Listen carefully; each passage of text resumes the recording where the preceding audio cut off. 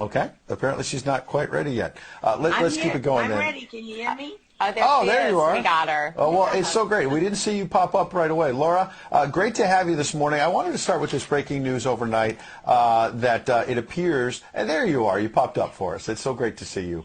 The Daily Mail has a very interesting story that's saying that Vladimir Putin essentially may be running out of bullets, that he might have a week and a half, 2 weeks max. He's losing warplanes, tanks, all the rest of it. He obviously went into this thinking he was going to bulldoze his way through Ukraine. He's obviously caused a lot of destruction. Don't want to minimize the fact there's over 2 million refugees. But this has not gone as well as Vladimir Putin expected.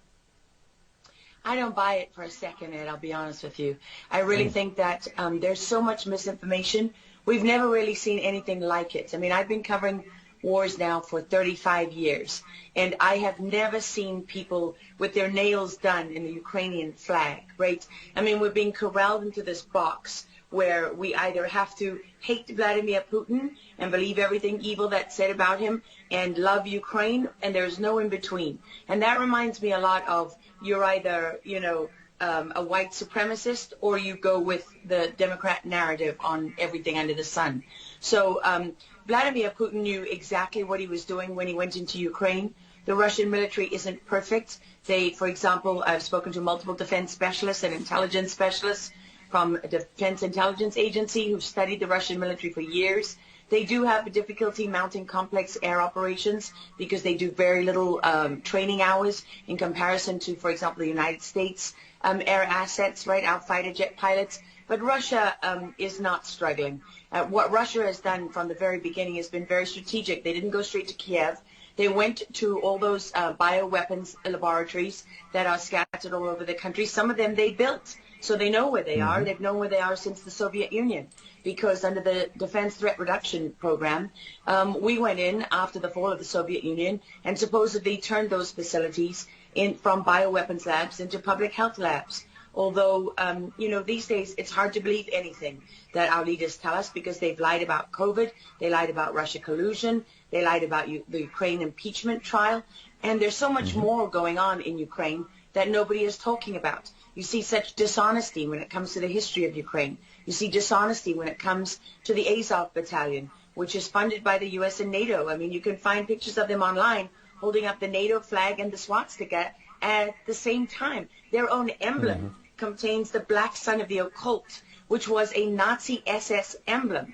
And it also contains the sideways, lightning insignia of the SS. I mean, this is on throughout the Ukrainian military. You can see that black sun of the occult on their body armor, even on the female soldiers who are paraded in front of the world as being, such an example of Ukraine's independence and spirit and nobility. Even they are wearing the black sun of the occult.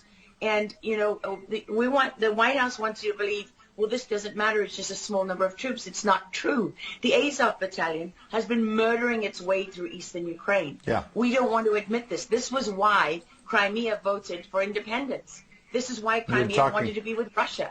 Because we in the media, in the Western media and in the West, won't acknowledge the reality of what's gone on. Western Ukraine backed the Nazis. It was a headquarters for the Nazi SS. The CIA under Allen Dulles actually gave immunity from prosecution to the Nazis of Ukraine from the Nuremberg trials. So there's a long history of the United States and our intelligence agencies funding and arming Nazis in Ukraine. These are not like new neo-Nazi groups that sprung up. These are the actual Nazis from the Second World War, who, if you go back to the Nuremberg trials, said that they were planning for a 1,000-year Reich. And so you have to really wonder, as you look at this, when you know that the CIA sponsored the color revolution in Ukraine in 2013 and 14, that they selected Ukraine's leaders, go to Victoria Nuland's leaked phone conversation where she and the U.S. ambassador are deciding who can lead Ukraine. I mean, there's as much interference here as you could possibly imagine before you even get to Hunter Biden, Nancy Pelosi, John Kerry, and Mitt Romney, and all of their children who are employed, who earn millions from Ukrainian You are gas pointing, companies. yeah, you are pointing, pardon me, to a real credibility crisis for our leaders. I want to let Karen Turk jump in. Yeah, and talk. I wanted to bring up the fact that President Zelensky is Jewish, and I don't know exactly how this factors in, but there's some very interesting points in what you're saying. And looking at this, you could think it's political theatrics. You made a very good point at the beginning that you think that Putin is in control. And I actually want to play something that Jen Psaki said, because it seems that the White House is actually echoing that sentiment. Watch this. Well, the end game is really a question for President Putin. We have completely crushed his economy. We have provided military assistance, humanitarian assistance to the Ukrainians, enabling them to fight back for far longer than the Russian leadership anticipated. And again, he has to determine what the path forward looks like for him. Thanks, everyone. He's determining what this looks like, and I think that's a lot of what you said, Laura. I'd love to get your thoughts on that, what you just watched. What troubles me about the moment that we're in is that we have such a selective and a narrow reading of history. President Zelensky may be Jewish, but he's not the only one in this who suffered during the Second World War, whose ancestors suffered, right? I mean, look at Putin. How many relatives did he lose in the siege of St. Petersburg? People don't know their history. They don't know what made Vladimir Putin. And I'm not I'm not defending him. I don't need to defend Vladimir Putin. My job as a journalist is to try to understand what is the truth here. I don't like being lied to. And we're being lied to on an epic scale. When we're told your only choice is you have to be 100% with Zelensky, who's a puppet, who you can find on the internet in black stilettos and leather pants, with shirtless, doing a spoof Dancing with the Stars kind of entertainment video. That's a mock of a Ukrainian group that does this kind of satanic, occult type of music video. And I mean, Zelensky was selected, like so many of our leaders. And honestly, with big tech and with election fraud these days, we don't know how many leaders all around the world have been selected for us and weren't actually voted in. But what we do know is that there are increasing problems with technology and the digitization of our world. Because look at what's happening with COVID. Look at what has happened globally. We are fighting the same battles all over the world. To pretend that this war is about Russia and Ukraine is just a barefaced lie.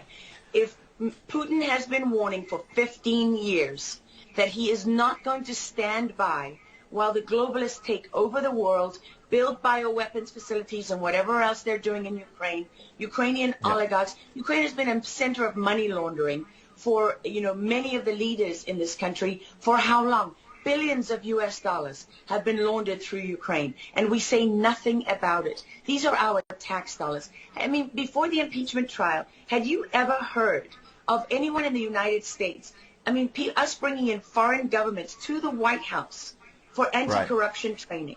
I mean, does nobody question these things? Why do we not question them? We have an idiot like Lieutenant Colonel Vindman who goes at the impeachment trial and sits there as a lieutenant colonel. He didn't even make colonel. And he's telling the President of the United States what his policy should be. You have a traitor in the form of Maria Yovanovitch, who was Obama's ambassador, who's telling Ukrainian government officials, don't listen to the will of the American people. Don't listen to the election results. We are the true leaders of America. I mean, and then people object when the woman isn't even fired. She's given a cushy job for life at Georgetown University at the expense of the U.S. taxpayer. And we're told that the President of the United States cannot say to his foreign counterparts, that we want you to look into something. But Joe Biden, he can withhold as much aid as he wants to. I mean, there's so much hypocrisy and dishonesty here, and Ukraine is at the center of it all. Go back to Russia collusion. Go to Alexandra Chalupa. Go to Eric Karamella, the whistleblower who went to work for Adam Schiff, who wasn't really a whistleblower, and all those corrupt people in the deep state. And you know what? The deep state isn't a theory. It's not a conspiracy theory. It's an actual deep state. Look up the SES, the Senior Executive Service, because when that bureaucracy was ushered into law in the United States of America, that's when we got a bunch of unelected bureaucrats pulling the strings behind the scenes. And these are the people that keep lying to us. Absolutely. And pardon me, we've got a live chat where we're streaming on Getter, for example, and I'm watching it as you're talking. People are talking about how you're dropping truth bombs and you're a real journalist. And I know that, having worked alongside you for many, many years when you're at CBS and many other places. And maybe they didn't want to hear the truth, but you're dropping those truth bombs now. Unfortunately, we've got to hit a break right now. We'd love to have you back in the days ahead. We love having you on. Lara Logan, thanks for joining us on Real America's Voice. Thank you so much. All right. Well, we'll certainly have her back.